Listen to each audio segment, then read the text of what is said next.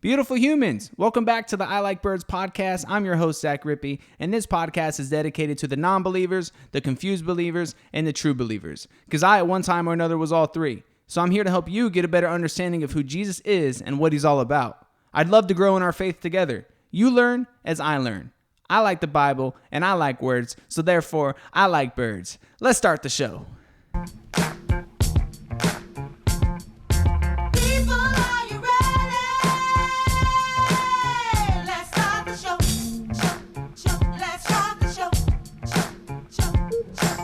Wow, guys, I read something in a book that is so powerful, so interesting, and just so revealing. I couldn't not share it with you guys. And normally I would never read something out of a book that's as long as I'm about to read, but we're going to make it fun, and it's so important, and it's so, you kind of need to hear it, so I have to share it. I couldn't just post it online and be like, oh, read this. No, you have to hear it. You have to hear the words, right? And man, this is out of a book I'm currently reading called Not a Fan, and it's so good. It's by Kyle Idleman. I definitely recommend it. It's a book that just challenges you to be a follower of Jesus and not just a fan of Jesus. It challenges you by exposing your moments of fanship rather than you actually following him. So it's like, whoa, you just really see the difference. And I got the book from Lauren Sargent, my sister-in-law. She gave it to me, and I'm so grateful. Thank you, Lauren. And before I read it to you, man, and I just want to say this, you may think to yourselves in your own head and in your own heart, as I often do, man, I'm not good enough to follow Jesus. And I do. I feel that way sometimes. And, it's a human thing, right? And it's because I still, sometimes I don't use the cleanest of language. I say the F word in my head way more than I should. I've tightened up like my verbal speech as far as curse words and stuff go. But, of course, I still dab sometimes, and I feel jealousy still. I still feel some anger. I let my emotions do the talking sometimes before I should. I don't think before I speak. I still like money a little bit more than I should. I still drink some beer and wine sometimes. I still enjoy rap music that talks about things that are the opposite of good, but the beats are fire, okay?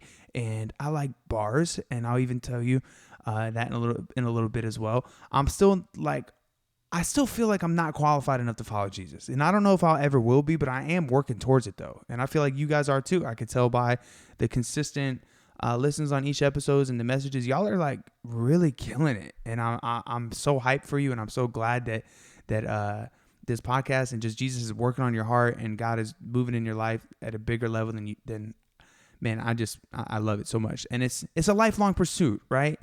And seeking knowledge about him, you will improve. And not only believing, but applying, right? And back to rap. Kanye West said in his song on his Jesus album that we get called halfway believers, only halfway read Ephesians. And meaning that you believe what the first 3 chapters say in Ephesians, but the last 3 chapters are about applying what you believe in the first 3 chapters and practicing it and being obedient and actually living like Christ, right? And here's the truth, man. And people said this about Kanye when he started doing his Christian thing, and believing in Jesus. Like, they said that he was like a halfway Christian. Like, you don't know what he's been doing for the last 2 years when you were like listening to his old albums. Like, here's the truth, man.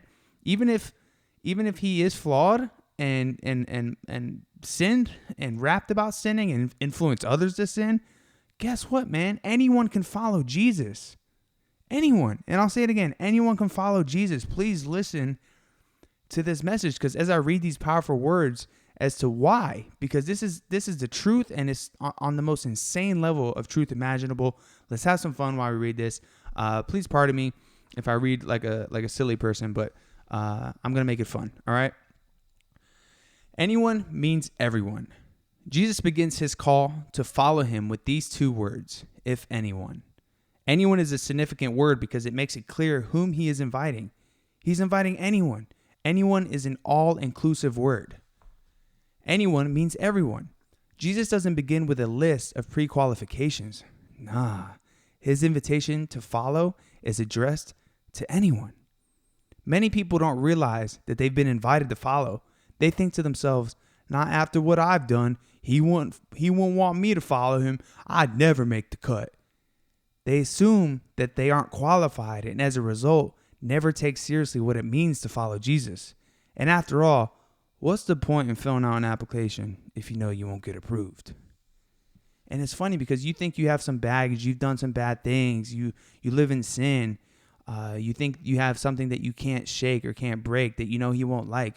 Jesus knows about our stains that we think that disqualify us from him.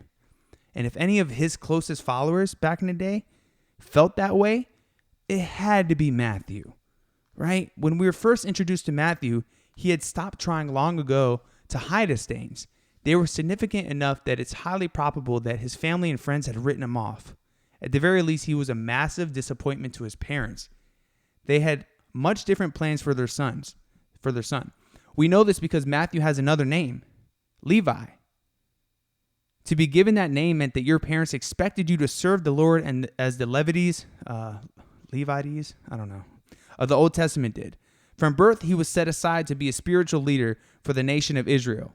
Matthew's father, grandfather, and great-grandfather were likely all priests who served the Lord. By age 12, Matthew would have had the first 5 books of the Bible memorized. And it's likely that Matthew tried to become a disciple of one of the rabbis, but he sent in his application. It was turned down. He didn't make the cut. Matthew had flunked out of rabbi school. He couldn't measure up, right? And what do you think would happen? He's going to redeem himself. He's going to go back. Nah, whatever happened, we know that something had definitely gone wrong. Instead of serving the Lord, he decided, I'm going to serve myself. He turned his back on his own people, and he became a tax collector for the Romans. Essentially, his job description was to unfairly take money from his people and give it to the Roman government. Even if he'd collected taxes fairly, he was working for the enemy. But in those days, there was no such thing as an honest tax collector. Those days, honest. These days, honest. Yeah, no such thing here either, Jack. They would cheat the people to line their own pockets. Sounds familiar. A tax collector was seen as a religious and social outcast. He was unclean. He wasn't even allowed into the outer court of the tabernacle. His name had been scratched off the membership. And you and me, guys, we have a lot in common with Matthew. Maybe you're not stealing money from your neighbors, but we've all become disappointments in some way. We haven't measured up. We haven't made the cut. The Bible says in Romans that all of us have sinned and fallen short of the glory of God. We've said things that we shouldn't have said. We've done things we wish we wouldn't have done. And as hard as we have scrubbed the stain of our lives, it just won't come out. And I can't help but wonder if in an attempt to ignore the stains in his life, Matthew had chosen the life of a tax collector, right? And that can happen with poor choices, right? One mistake snowballs into the next. And eventually you think, what's the point? Why even try anymore? Whatever Matthew's past, he had reached a point where he was no longer even trying to hide it. Every day Matthew sat at his tax collector booth on a busy street. As a boy growing up, he never imagined it would come to this. In moments where he was honest with himself, maybe late at night staring up at the ceiling, asking God, he was feeling guilty and regret. Maybe he was laying in bed asking God, do you love me? And if only he could start over and do things differently. But what could he do now? His stains were set, and it seemed like they were never coming out. Like, imagine him just laying there saying, do you still love me? Right? And my guess is Matthew no longer asked that question. He couldn't imagine that God still wanted him. And I'm sure Matthew had heard about a new rabbi on the scene, right? Jesus was on the scene. They called him rabbi. He was a new rabbi, right? And his name was Jesus, and he was doing things a little differently. And then one day, Matthew is at his tax collector booth. This is so dope, y'all. He's at his tax collector booth, and Jesus stops by and speaks to him. No one would have predicted what Jesus would say. It was only 2 words, but these 2 words changed everything for Matthew. Jesus said, follow me. Follow me. Follow me. He said it once, but I'm telling you 3 times. Make it 4. Follow me.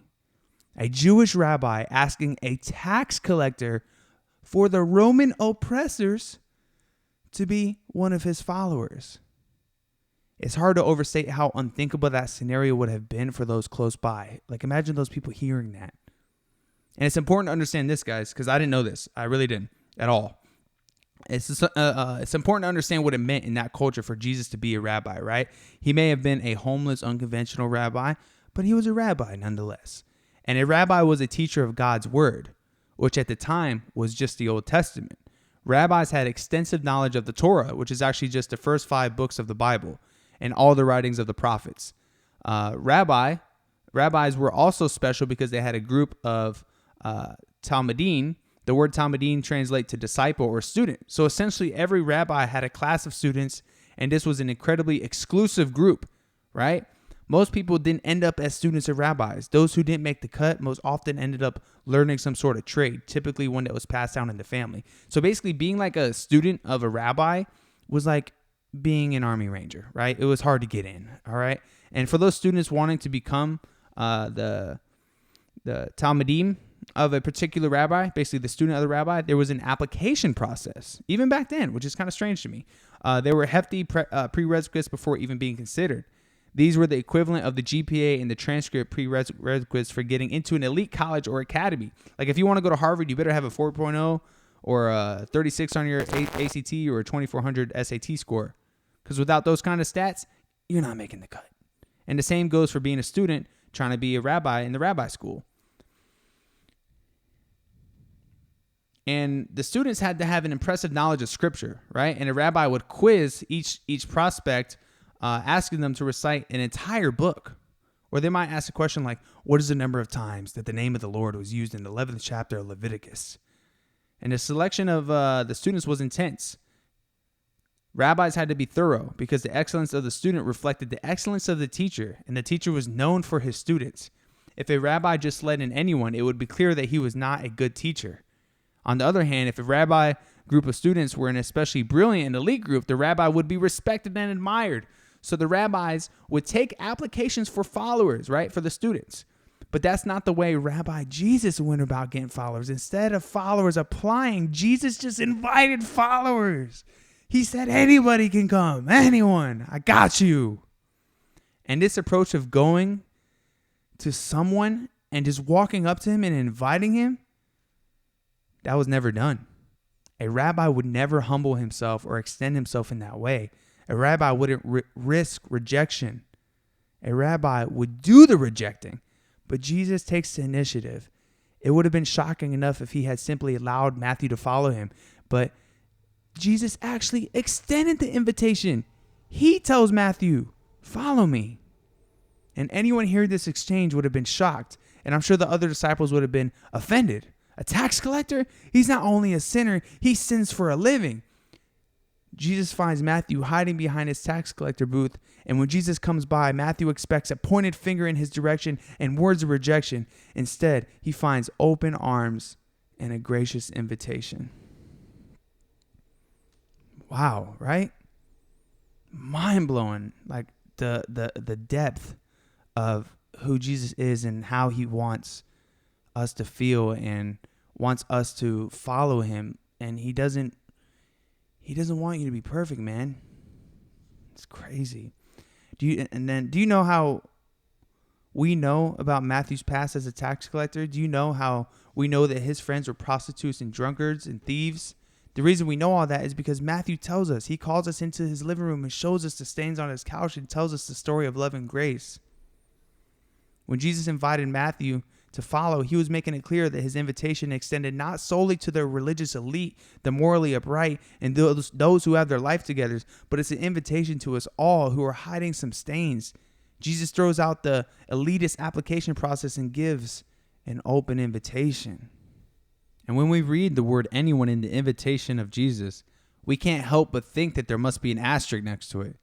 Even if there wasn't one when Jesus spoke these words, it seems that over the years, the church has put an asterisk next to his invitation. The sign out front of the church says, we welcome anyone and everyone. But if you look real close, you'll find an asterisk. And it turns out that anyone means people who appear to have their lives together and don't have visible struggles. Anyone does not include those who struggle with addiction or who have gone through a divorce. Anyone means people who dress appropriately. Anyone means those from certain social and economic backgrounds who are affiliated with a certain political party and have a certain taste in music. Oh, and they give. And Jesus has invited anyone to follow him. But when they come to church, they find out that there is an asterisk. The not so subtle message is, we have to let you in here because Jesus told us to, but we're going to be keeping an eye on you. I can't help but wonder if that's how the other disciples must have felt when Jesus invited Matthew. What about his qualifications? What about his past history? Jesus, surely you don't really mean anyone. But when Jesus says anyone, it turns out that he really means anyone.